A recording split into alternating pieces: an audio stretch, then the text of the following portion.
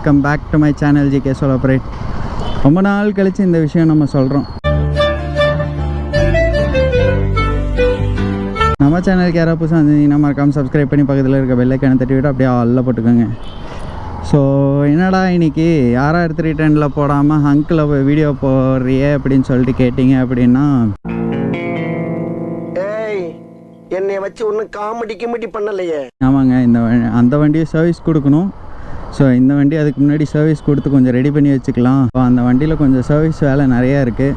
So service பண்ணிவிட்டு அதுக்கப்புறம் நம்ம அந்த வண்டியை வந்து vlogல கண்டினியூ பண்ணலாம். அது வரைக்கும் இந்த வண்டி கொஞ்சம் வண்டி சர்வீஸ் பண்ணலாம் அப்படின்னு சொல்லிட்டு இந்த வண்டியில் vlog எடுக்கலான்னு சொல்லிட்டு அப்படியே கிளம்பிட்டோம். ஸோ சரிடா, எப்போ Insta 360 சும்மா தானே வீடியோ எடுத்துகிட்டு இருப்பேன் ஆஃபீஸுக்கு போகும்போது, இன்றைக்கி என்ன vlog-ஆக எடுக்கிற அப்படின்னு சொல்லிட்டு கேட்டிங்கன்னா, ஆமாங்க. ஏன்னா இந்த வண்டி வந்து நமக்கு ரொம்ப ரொம்ப ரொம்ப ஸ்பெஷல். ஃபஸ்ட்டு நம்ம வாங்கின வண்டி எல்லாருக்குமே வந்து ஃபஸ்ட்டு வாங்கின வண்டி ரொம்ப ரொம்ப ஸ்பெஷல். நமக்கு அந்த வண்டியை விட இந்த வண்டியில் வந்து மெமரிஸ் நிறையா இருக்குது. இந்த ரோட்லலாம் எத்தனையோ நாள் நான் சுற்றியிருப்பேன் இந்த வண்டியில் பறந்து. எவ்வளவோ கனவுகள், எவ்வளவோ விஷயங்களை வந்து நினச்சி இந்த வண்டி வந்து வாங்கினது. ஆக்சுவலாக சொல்லணும் அப்படின்னா பல போராட்டங்களுக்கு பின்னாடி இந்த வண்டி வாங்கினது. அந்த வண்டி கூட நான் வந்து பார்த்திங்கன்னா அவ்வளோ வந்து எனக்கு போராட்டம் இல்லை வாங்கிறதுக்கு. இந்த வண்டி வாங்கிறதுக்கு நான் அவ்வளோ போராட்டம், வீட்டில் சண்டை போராட்டம், அவ்வளோ விஷயங்கள் நடந்துகிட்டு இருந்துச்சு.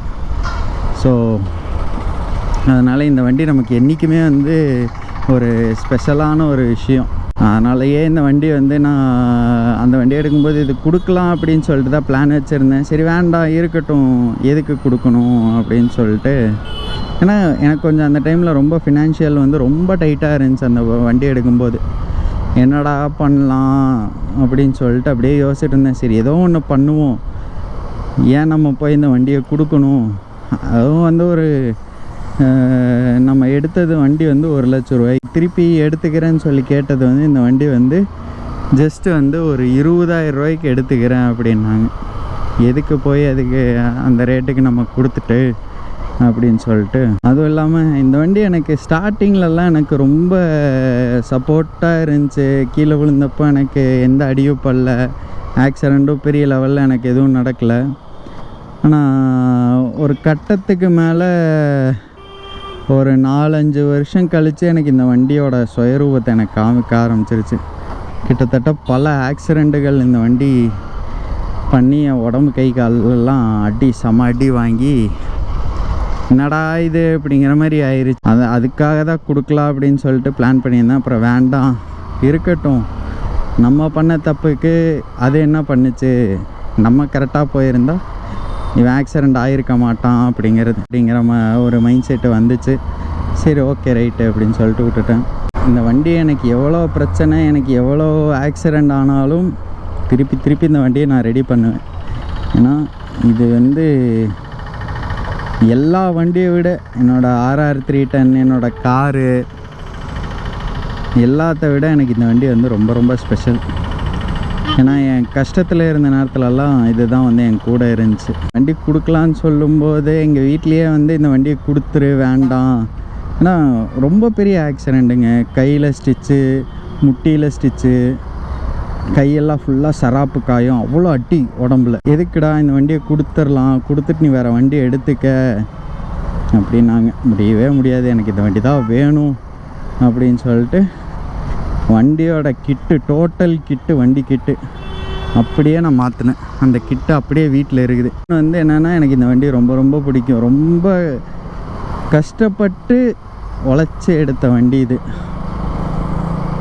ஏன்னா நான் ஸ்கூல் முடிஞ்சப்போ சாயந்தரம் பார்ட் டைம் வேலைக்கு போய் காசு சேர்த்தி வச்சு ஒரு வருஷம் எங்கள் அப்பாகிட்ட அந்த காசு கொடுத்து, அதுக்கப்புறம் வந்துட்டும் வீட்டில் வந்து இந்த வண்டியை எடுத்து தர மாட்டேன்ட்டாங்க. ஸ்ப்ளெண்டரோ ஆக்டிவா அந்த மாதிரி எடு அப்படின்ட்டாங்க. முடியவே முடியாது, இந்த வண்டி தான் எடுப்பேன்னதுக்கு எங்கள் வீட்டில் என்கிட்ட யாருமே பேசலை. கிட்டத்தட்ட 2 மாதம் எங்கள் வீட்டில் யாருமே என்கிட்ட பேசவே இல்லை. சரி ஓகே பரவாயில்ல, நமக்கு என்ன ஆனாலும் இந்த வண்டி தான் வேணும். அவ்வளோ கஷ்டப்பட்டு இந்த வண்டியை எடுத்தனால இந்த வண்டி வந்து நமக்கு ரொம்ப ரொம்ப ஸ்பெஷல். நிறைய ஆல்ட்ரேஷன் ஒர்க் பண்ண இந்த வண்டியில் நிறையா எனக்கு எக்ஸ்பீரியன்ஸ் கொடுத்துச்சு. எங்கே போனாலும் தைரியமாக நான் போவேன். இதெல்லாம் ஒரு வண்டி ஆடா அப்படின்னு சொல்லிட்டு கேட்டாங்க. எனக்கு இது தாண்டா வண்டி, இந்த வண்டியை வச்சு நான் எவ்வளவோ நான் வேலை பார்த்துருக்கேன்டா, என் செல்லக்குட்டி இவன் அப்படின்னு சொல்லிட்டு வண்டி இப்படி தடவி கொடுத்துட்டே வண்டி ஓட்டுறதுக்கு ரொம்ப சுகமாக இருக்குது. சரி எங்கடா டேங்க் கவர் போட வேண்டியதானே அப்படின்னு சொல்லி கேட்டிங்கன்னா, டேங்க் கவர் போட்டு தாங்க இருந்துச்சு. டேங்க் கவர் போட்டதில் ஒரு பிரச்சனை என்ன ஆயிடுச்சு அப்படின்னு சொல்லிட்டு கேட்டிங்கன்னா, மேலே அந்த கவர் வந்து பார்த்திங்கன்னா மழையில் தண்ணி விழுந்து விழுந்து விழுந்து விழுந்து ஈரமாகி என்ன ஆயிடுச்சு, இந்த இடத்துல கரெக்டாக இங்கே பார்த்திங்கன்னா இந்த இடத்துல வந்து ஒரு ஹோல்ஸ் ஒன்று விழுந்துருச்சு. துரு பிடிச்சி அந்த இடத்துல தண்ணி அப்படியே நின்று ஊறி இந்த இடத்துல ஓட்டையாயிருச்சு. ஸோ இப்போதைக்கு எம்சிலெல்லாம் வச்சு அடைச்சிருக்கு. பார்ப்போம். அப்படி அது நிற்கலை அப்படின்னா நம்ம வந்துட்டு டேங்க்குக்கு வந்து அந்த எந்த இடத்துல ஓட்டையாக இருக்குதோ பெட்ரோல்லாம் ட்ரை பண்ணி ஒரு 2-3 நாள் காய விட்டுட்டு அந்த இதை வந்து ஓட்டையை அடைச்சிடலாம் அப்படிங்கிற பிளான் வச்சுருக்கிறேன். அப்படியே ஸ்டாக்காக மெயின்டைன் பண்ணலாமா இல்லை ஸ்டிக்கரிங் பண்ணலாமா அப்படிங்கிற ஒரு மைண்ட் செட்டு வச்சுருக்கிறேன். என்ன பண்ணலாம் அப்படின்னு சொல்லிட்டு கமெண்ட் செக்ஷனில் சொல்லுங்கள். இந்த வண்டியை எங்கடா ரைடு எங்கேயுமே போகாமல் இப்படியே சுற்றிட்டு இருக்கிற அப்படின்னு சொல்லிட்டு கேட்டிங்கன்னா, இந்த மாதம் கொஞ்சம் பட்ஜெட் அவுட் ஆஃப் ஸ்டாக்கில் போயிட்டுருக்குங்க. ஏன்னா கிட்டத்தட்ட காருக்கு வந்து வண்டி சர்வீஸ் பண்ணேன், அதுக்கு ஒரு 13,000 பில்லு வந்துச்சு. இந்த வண்டிக்கு இப்போது செலவு பண்ணியிருக்கேன், இதுக்கு ஒரு 2,500 சம்திங் என்னமோ பில்லு வந்துச்சு. ஆக்சுவலாக இதில் என்ன வேலை அப்படின்னா பெரிய வேலையெல்லாம் எதுவும் கிடையாது, இப்போ பண்ணல.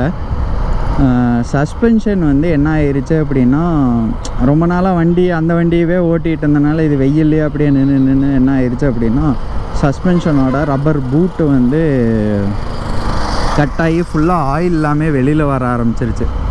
ஸோ ஆயிலெலாம் வெளியில் வந்தோடனே சீக்கிரம் சஸ்பென்ஷன் போயிடும். அதனால் சரி வேண்டாம் மாற்றிடலாம் கையோட அப்படின்னு சொல்லிட்டு ஃபுல்லாக சஸ்பென்ஷன் ஆயிலெலாம் சேஞ்ச் பண்ணிவிட்டு இன்ஜின் ஆயிலையும் மாற்றிடுங்க அப்படின்னு இன்ஜின் ஆயில் மாற்றிட்டு டேங்க்கு ஃபுல்லாக க்ளீன் பண்ணிவிட்டு கார்பரேட்டர் க்ளீன் பண்ணிடுங்க, டேங்க்கில் இருக்கிற பெட்ரோல் எல்லாமே ட்ரெயின் பண்ணிடுங்க கழுவி அப்படின்னு சொல்லிட்டேன். ஸோ ஏன்னா வண்டி ரொம்ப ஒரு மாதிரி அடைச்சு எத்தனை பொறுக்கி 4 பொறிக்கு சார் ஓடுற மாதிரியே வந்து ஒரு ஃபீல் ஆகுது. வண்டி பிக்கப்பும் ரொம்ப கம்மியாக இருந்துச்சு. சரி அதனால் இந்த வேலையெல்லாம் பண்ணிடுங்க. ஏன்னா RR 310 வண்டி பிக்கப் இதில் வராது, இருந்தாலும் எனக்கு வந்து இந்த வண்டி நான் கிட்டத்தட்ட இந்த வண்டியை எடுத்து 10 வருஷம் ஆயிடுச்சு. 8 வருஷம் இந்த வண்டியை நான் சாலிடாக நான் ஓட்டியிருக்கிறேன். இந்த வண்டியோட பிக்கப் என்னன்னு எனக்கு தெரியும். தண்டர்பேர்டு, ராயல் என்ஃபீல்டு எல்லாத்தையும் அடித்து பிரித்து நோத்திட்டு போகும் இந்த வண்டி. அந்தளவுக்கு நான் வண்டி பிக்கப் வச்சுருந்த வண்டி. இப்போ நான் சரியாக யூஸ் பண்ணாதனால பிக்கப்பெல்லாம் ரொம்ப கம்மியாயிருச்சு. சரி இது இப்படியே விட்டால் வேலைக்காகாது, இதையும் கொஞ்சம் ரெடி பண்ணி வைப்போம்.